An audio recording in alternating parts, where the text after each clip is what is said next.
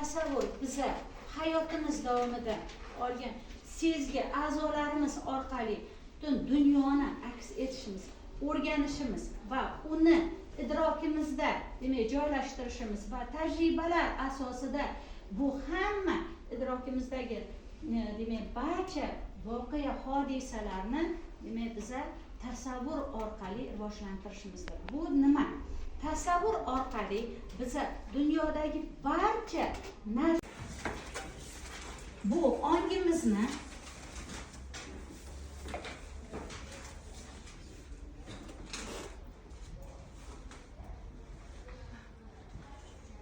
eng chuqur darajalarida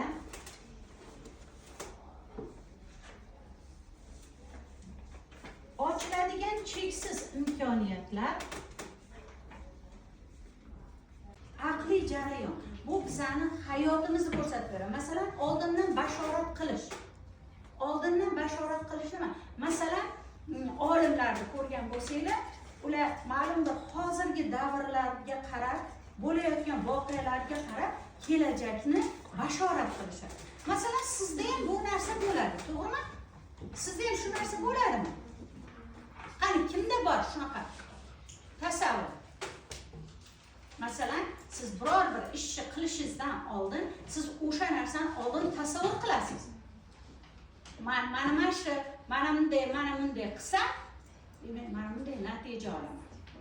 Yoki bu narsa ko'pincha demak empatiyada ham deb ataladi. Masalan, siz o'rtog'ingizni holatini tushunishingiz va ertakda mana bu rasmni oladigan bo'lsak, masalan, rasmda bir nechta demak ko'rasiz, shakllar berilgan. Demak, buni siz hammangizga tarqataman. Demak, bu shakllardan siz nimani tasavvur qildingiz? Nimani ko'ra oldingiz? Demak, hammaga tasavvur to'g'risida rasmlarni tarqataman. Bu rasmlarni ko'ring, qani siz bunga qarab nimani tasavvur qildingiz? Demak, tasavvur orqali biza barcha ish faoliyatimizda shu bir kunimizni ham biza oldin hayotimizda yaxshi mana shu hayotimiz davomida oladigan nutq asosida, tafakkur asosida tasavvur boshlanib boradi. Tasavvur nima? Tasavvur bu, masalan, biza bolalikdan nimani tasavvur qilamiz? Yosh bolalar katta bo'lishni tasavvur qiladi, to'g'rimi? Bizachi?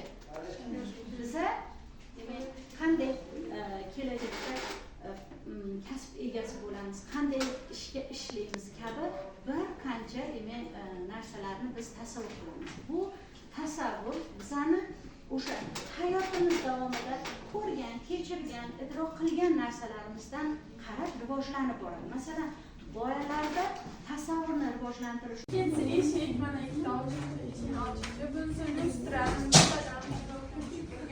bunisi qanaqadir davlat bayrog'i. Davlat bayroqlariga o'xshaydi, yaxshi, o'xshab turing. Keyingisi kichkina kemacha, katta aysberg bo'lib kelyapti. Bunisi qopqoq eshitasizlar? Keyingisi katta darvoza ochiladigan, quloqcha, ya'ni otish qafasiga o'xshaydi. Buni bilsa gaz plitasi ustida temir. Gaz plitasiga o'xshaydi. Buni bilsa qirg'ich bor. Buni tuxumga o'xshatdik, bulichkaga o'xshatdik. Buni kiviga o'xshatdik. Kiviga o'xshatdi, siz yaxshi. Birinchi rasmni traktorni baloniga o'xshatdim, ikkinchisini baton non, keyin oddiy qaraganda oddiy nonga o'xshatdim, keyingisi pitsa bo'lagi yoki morojniga, Xitoy devor eshigiga o'xshatdim, keyin bunaqasiga qaraganda biror davlatning bayrog'i, bunisini esa naushnikka o'xshatdim, buni shkafga o'xshatdim, buni svinerga o'xshatdim, bu chuqur. Xo'p. Bu suvdagi balon, keyin mana bu tort,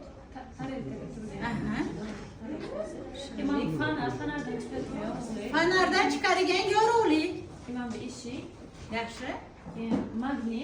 Magnit, keyin mana bu deraza, xo'p, mana bu o'rgimchak, nega bor?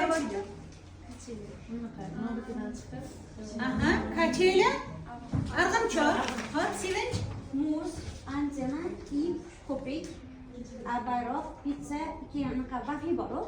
Unga ham o'xshagan, keyin nonga ham o'xshatishdi. Tayyorkanda ustidagi. Vafli, imam bir Firavunlar davrida, Misrlar davrida qanaqadir belgiga o'xshatdi. Belgiga o'xshatdi. Yaxshi, rahmat. Demak, bu narsa, demak, sizni tasavvuringizdagi narsalarni, demak, qog'ozga aks etdingiz va shu bilan birgalikda sizni hozir noan'anaviy fikrlaganlarni men takrorlab o'tdim. Bu noan'anaviy fikrlaganlar, demak, unda demak o'sha tasavvur juda ham kuchli rivojlanganligini bildiradi. Rahmat sizlarga, o'tiring.